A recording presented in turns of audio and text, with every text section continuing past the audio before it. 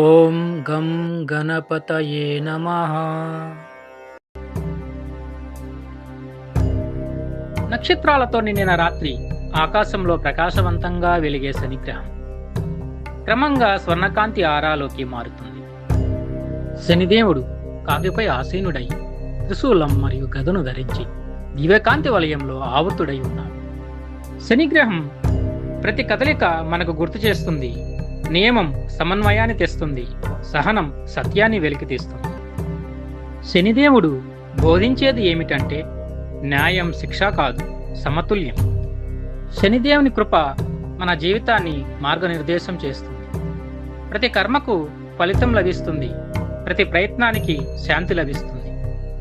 శనిగ్రహం కాంతి కింద మెరిసే దీపాలు, వెలుగుల అలలు బంగారు కాంతిగా వ్యాపించి శ్రేయస్సు మరియు నియమాన్ని ప్రతిబింబిస్తున్నాయి.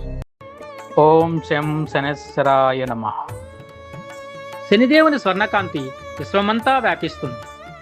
ఈ పవిత్ర శని జయంతి సందర్భంగా శనిదేవుడు జ్ఞానం మరియు కాంతితో మన మార్గానికి మార్గనిర్దేశం అవుతాడు.